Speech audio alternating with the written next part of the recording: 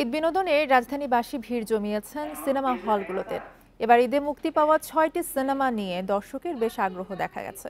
বিশেষ করে শাকিব খানের সিনেমা তাণ্ডব নিয়ে আগ্রহ বেশি। ঈদের দিনে মুক্তি পাওয়া সিনেমাগুলো দেখতে দর্শকদের পাশাপাশি হাজির হন তারকারাও।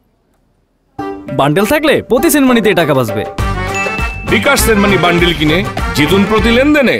সারাদিন কোরবানির ব্যস্ততা সেরে কিছুটা অবসর পেয়েই ঢাকার সিনেমা প্রেমীরা হাজির হলগুলোতে।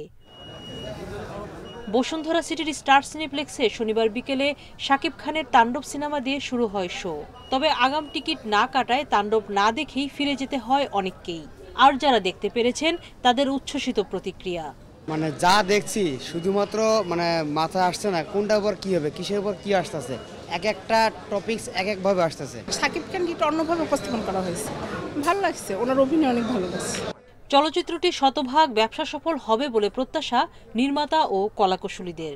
আমি খুবই কনফিডেন্ট ছিলাম তাণ্ডব নিয়ে, আমার টিম খুব কনফিডেন্ট ছিল, আমার আর্টিস্টরা খুব কনফিডেন্ট ছিল। আমি জানতাম আসলে কি হবে, এবং তাণ্ডবে আমরা যেটা ঘটিয়েছি এটা বাংলাদেশে হয় নাই। রাফি একটা ইউনিভার্স ক্রিয়েট করতে চেয়েছে, সেটা আছে, সেরকম একটা বিষয় আছে, আপনারা অনেক কিছু দেখতে পারবেন। অডিয়েন্স রিয়াকশন দেখার পরে বা অডিয়েন্স যেভাবে করে আসলে আমাদের কাজটিকে ভালোবাসা দিচ্ছিল, এটা দেখার পরে আসলে নার্ভাসনেস চলে গেছে। তাণ্ডব সহ ঈদে এবার মুক্তি পেয়েছে 6টি সিনেমা। অন্যগুলো হচ্ছে উৎসব, ইনসাফ, টগর, এশা মার্ডার, কর্মফল ও নীলচক্র। এবারের সবকটি সিনেমা নিয়েই চলছে কম বেশি আলোচনা। সবাই সবাইকে বিট করুক, আমি এটা চাবো। অনলি সাকিব খান বলে কথা, কিংবা আরেফিন শুভ বলে কথা, কিংবা জাহিদ হাসান চঞ্চল চৌধুরী বলে কথা, কিংবা শরীফুল রাজ বলে কথা, এরকম না। আমাদের কাজ ছিল যে এরকম একটা গল্প ইন্ডাস্ট্রিতে নিয়ে আসা।